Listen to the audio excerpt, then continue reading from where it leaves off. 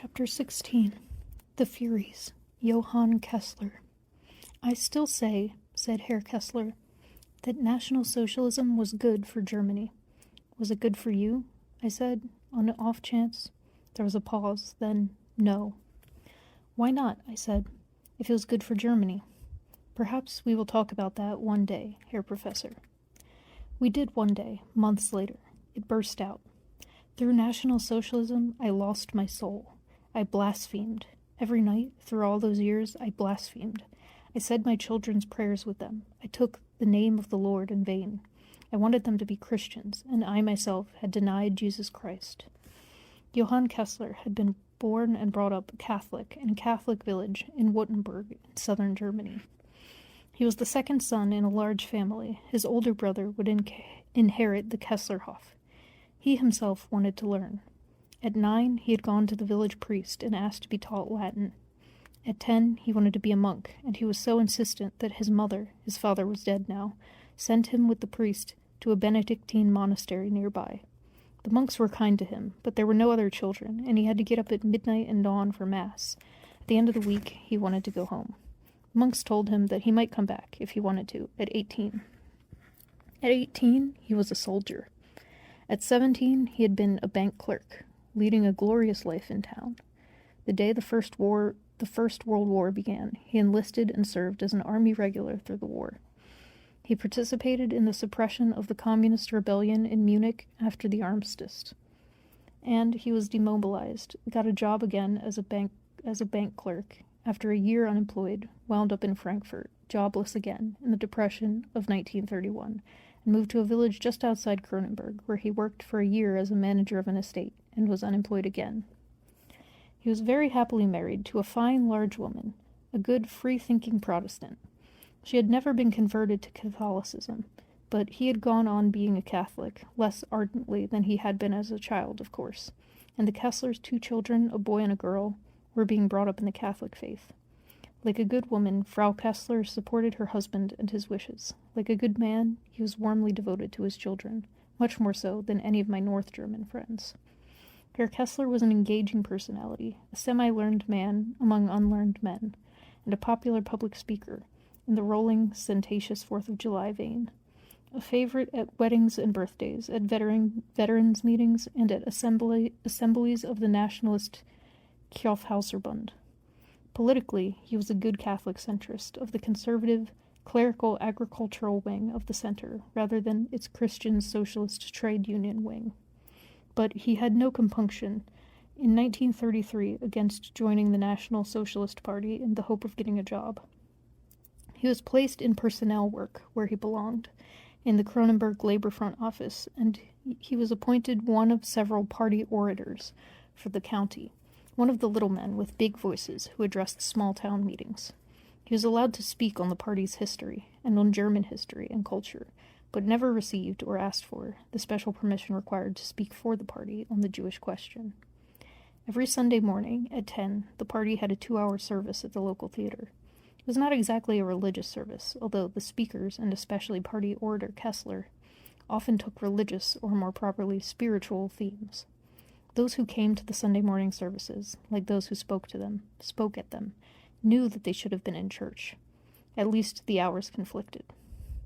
After the church-party split began to develop in 1936, the party services became more ritualistic, more specifically a substitute for the church. When, a year or 2 later, church-party relations had become bitter, it was not uncommon at the close of the party service for the SA and the Hitlerjugend to march noisily, even singing, past the churches, whose services, beginning at 11, were in progress. Kessler became the most popular speaker in the vicinity at the Sunday morning meetings of the party. One day, in 1938, Kessler was asked to perform a German faith movement funeral service for a Nazi who had died in the new racist naturalist Nordicism of Alfred Rosenberg, the official Nazi philosopher. No pastor in Kronenberg, not even Weber, who was a Nazi, would conduct such a service. Rosenberg's faith movement was the purest paganism, with the orb of the sun as the center of its symbolism. It was radical even for Nazism. The man who had once been a boy who wanted to be a monk, whose dying mother had placed her missal in his hands and said, Whatever happens to you, never stop praying. Had a hard time deciding. The county leader of the party, who himself had not left the Protestant church, did not order or ask him to perform the service. It was the party red-hots who put pressure on him, men above whom, in natural gifts and feeling, Kessler stood high. But it was a chance for the man who had once wanted to be a monk to be a cleric of some sort, and besides, there was no one else to conduct the service. That part of my impulse was Christian, but the service was not. That evening, when Kessler came home, he told his wife that he had left the Catholic Church, and asked her to say the children's prayers with them. She looked at him and said nothing. She finished the dishes, and then started to the children's room. When the two children's voices were heard in a jingle they always sang when they were ready for their father to come in for the prayers. The children will not go to sleep till daddies asked God their souls to keep. Kessler pushed past his wife, went in himself, and said the prayers, ending with the usual words, "In Jesus' name." That night, having said nothing more to his wife, he went to the parish priest and told him he was no longer a Christian. I was going to tell him about the funeral, but he knelt and prayed. Did you? Kneel? Yes. No. Did you pray? No, I didn't. I waited until he stood up, and then I left. Were you going to tell them about the children's prayers? Was I? Yes. No. I went home, Herr Kessler continued. I told my wife, and talked to her almost all that night. It wasn't so serious for her, because she was not church-connected, and she wasn't interested in politics or history. I had read Rosenberg's Myth of the 20th Century, the Bible of the Faith Movement. It was on the Papal Index, and although I could have got permission from my priest to read it, I hadn't bothered to or hadn't wanted to. Inside, I had been turning against the church ever since I'd become a Nazi, against the political church, the papacy as a government, Canossa, the struggle of the German kings against the popes, the right of Germany and Germans to be free from an outside government. This was the way I had been thinking. It's the way I still think, too. All of this I told my wife. She didn't say much, almost nothing. Only at the end she said, "And the children?"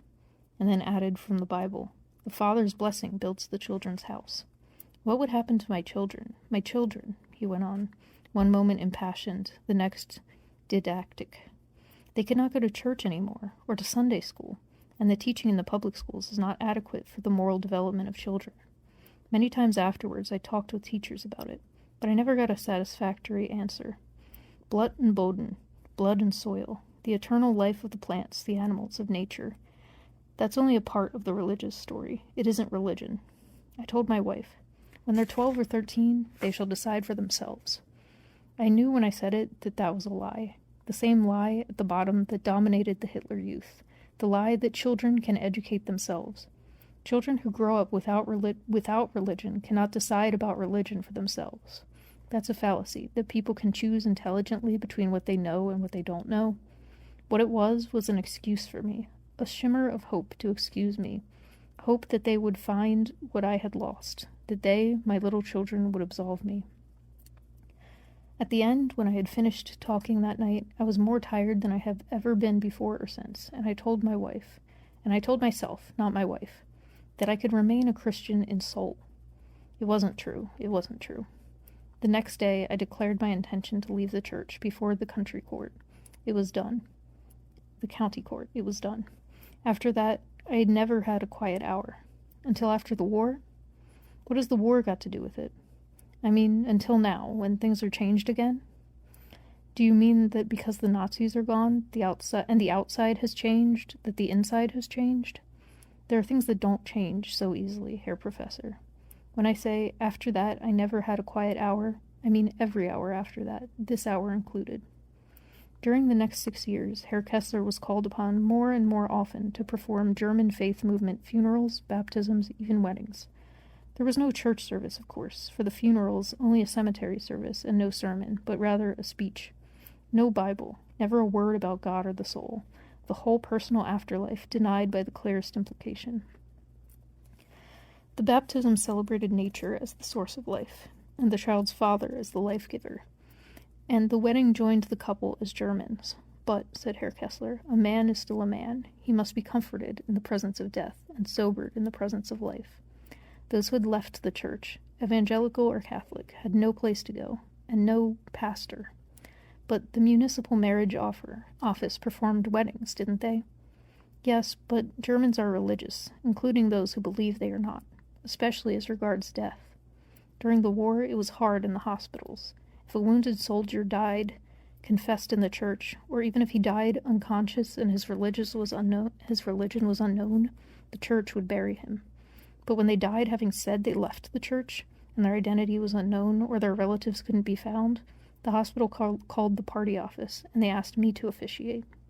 Even if they were not known to be members of the faith movement, even if they were not known to be members of the party, very few that we knew of were members of the faith movement, but if men died who had left the church, what was there to be done? We were glad to do it. I was glad myself, although I knew it was blasphemy. So far had I fallen that I was glad to be of service. Millions had left the church, the Protestant much more than the Catholic, before 1933. Not just social democrats, and of course communists, but people in general.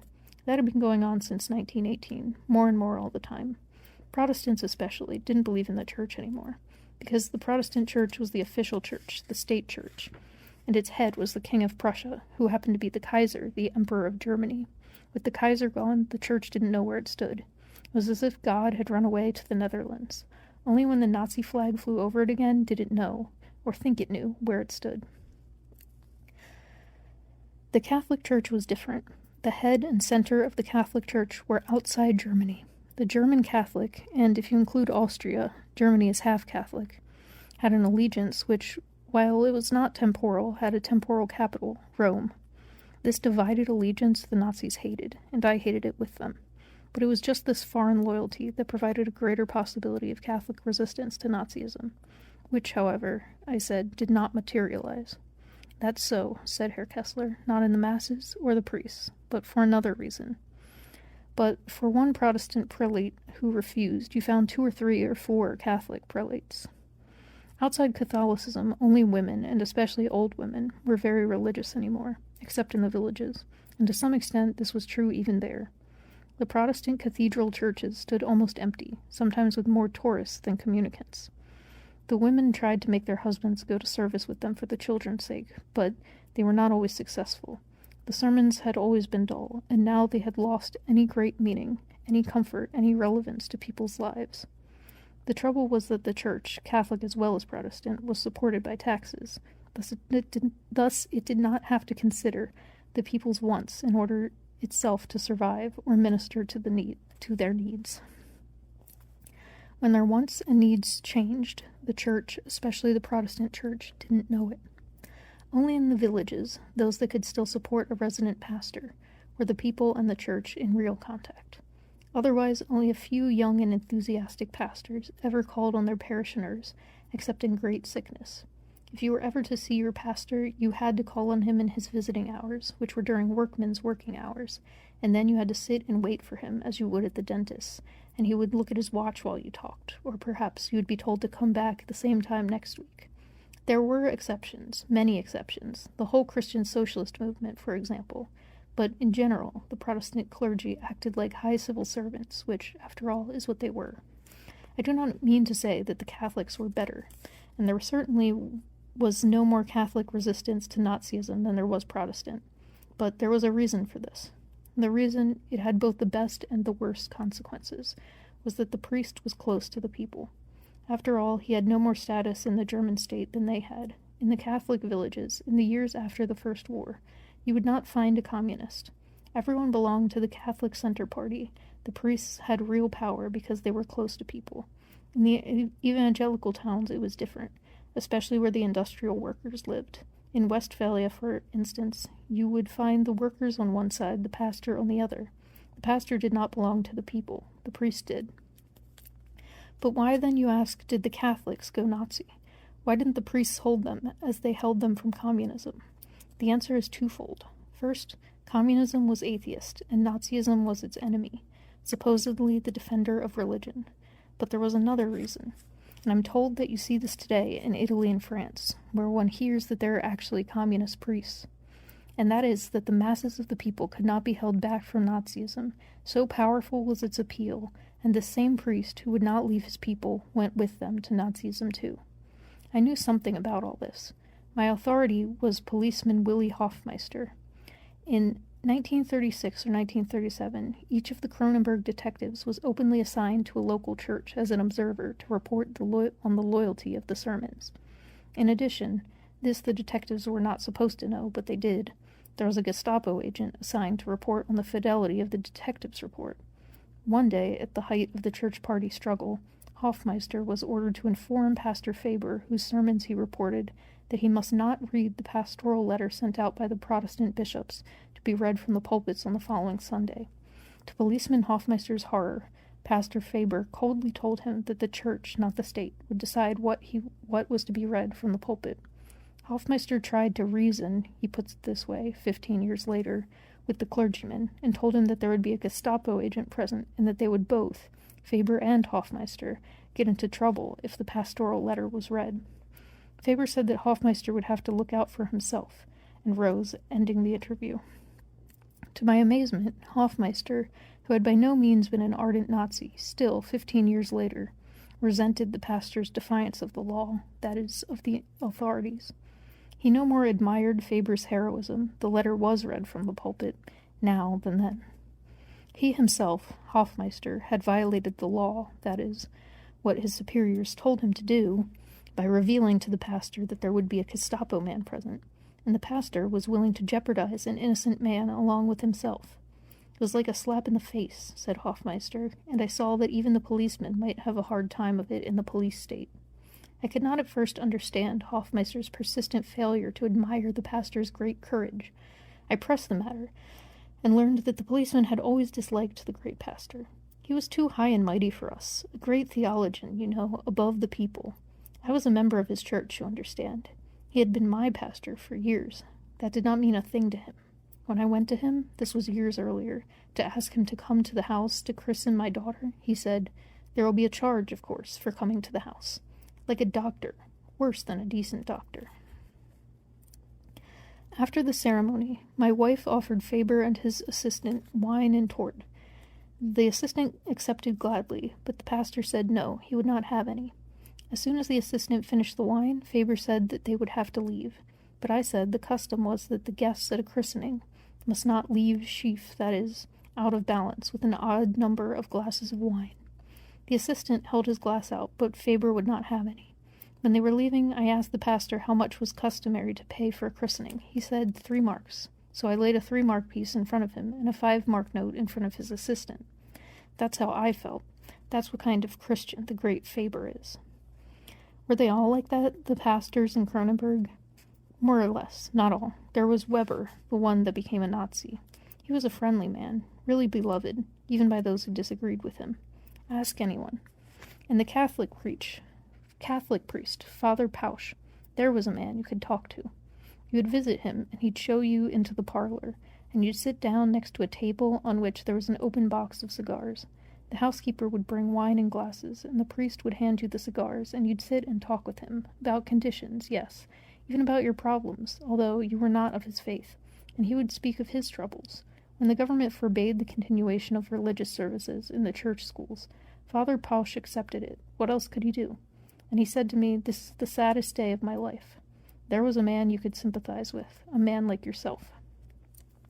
So I knew something about the Protestant and the Catholic clergy, at least about one Protestant clergyman and one Catholic, the heroic Pastor Faber and the unheroic Father Pausch, as they appeared to my Protestant friend Hoffmeister.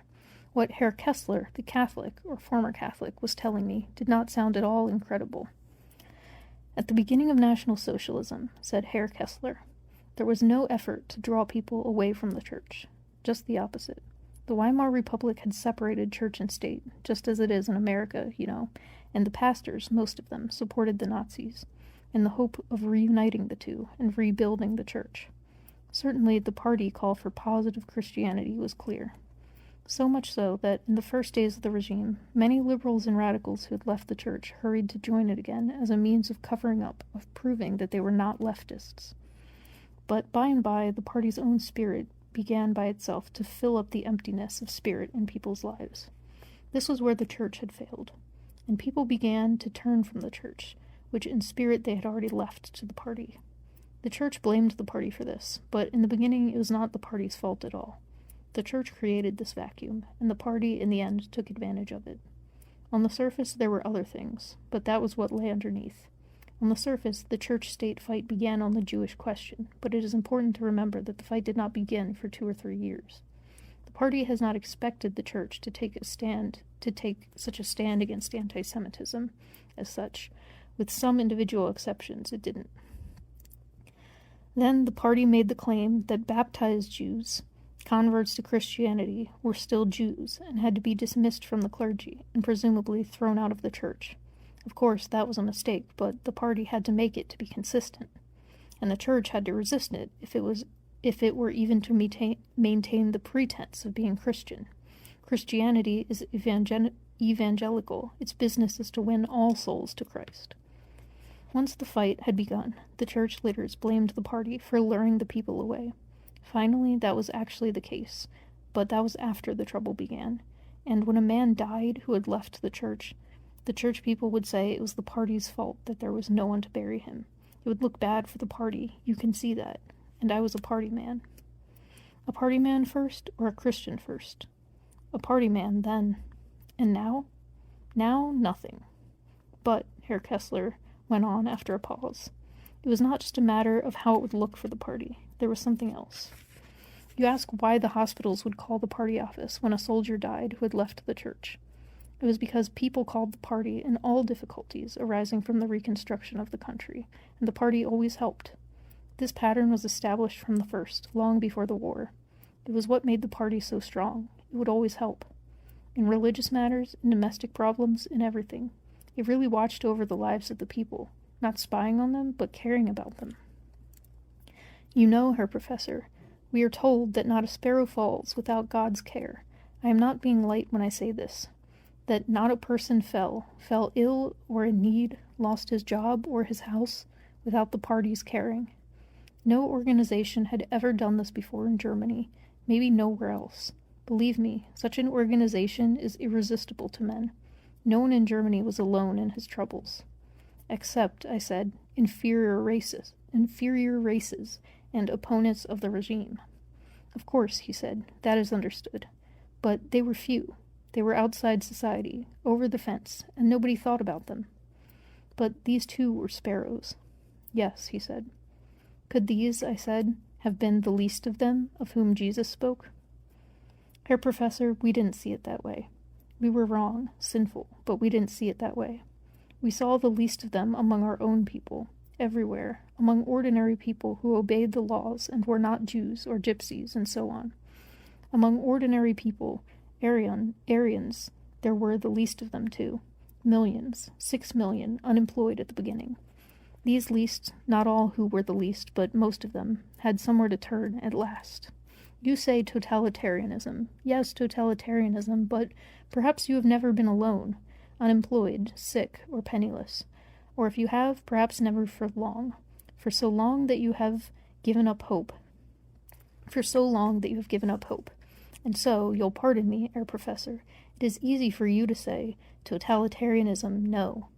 But the other side, the side that I speak of, was the side that the people outside Germany never saw, or perhaps never cared to see.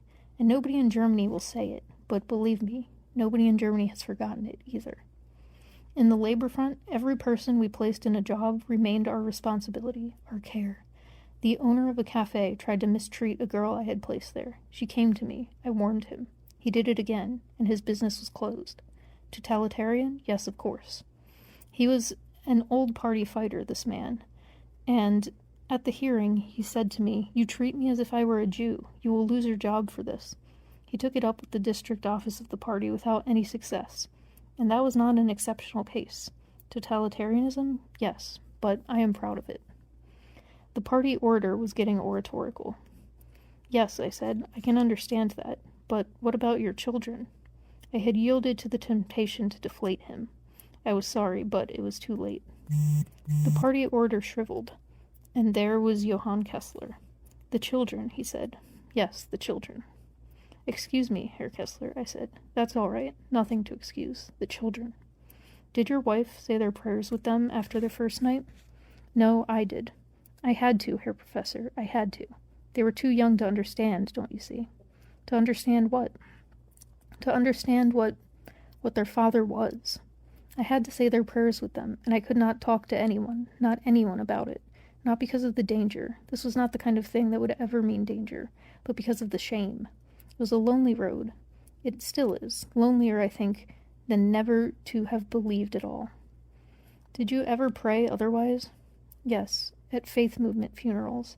At the end of my talk, about what a good comrade the man had been, what a good husband and father, how true to our cause and our country. At the end, I would say the Lord's Prayer. Aloud? Oh, no. But that was different, How? Well, what you do to yourself and to God, God can carry, and you yourself don't matter. But what you do to your children... He broke off, and I said nothing, and then he went on.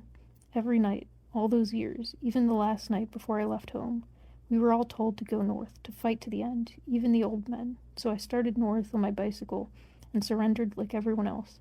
That night, too, when I thought I might not see my children again, I said their prayers with them after I had kissed my wife. What did your wife say? My wife never said anything about it, ever, after that first night. We didn't talk any more about it in all those years, but she knew. And you knew all the time that you'd blasphemed. All the time, I knew all the time that I was damned worse every day, but I wanted my children to be Christians. Why, Herr Kessler? Why does a man want his children to be better than himself? A month after the night her husband left and was captured, Frau Kessler went to the parish priest and asked for communion for the older child, the girl, Maria. She had not been able to locate her husband, and she thought that even if he were still alive, she might not see him again. She had heard that anybody who had been a party orator would certainly be classified as a war criminal. 3 days later, she got word that he was held in the compound at Darmstadt, and she went to see him. She told him what she had done. He wept. Why? I asked. Because God had had mercy on me, a sinner. I was damned. Whatever I did, they did with me. I was damned. And God had had mercy, even on the damned. Can't a man always be saved, Herr Kessler? I didn't believe that anymore. I didn't even believe that. The faith movement denied the Redeemer. Every Sunday now, Herr Kessler's grown daughter and his almost grown son worship with the congregation in the parish church. Maria, like so many girls in Europe, and unlike most girls here, plays the violin. Hans, the boy, sings in the choir with a rich voice like his father's, the party orator. The party orator, who now works in the shipping room of the village feed store, goes to the church alone and sits at the back outside the congregation.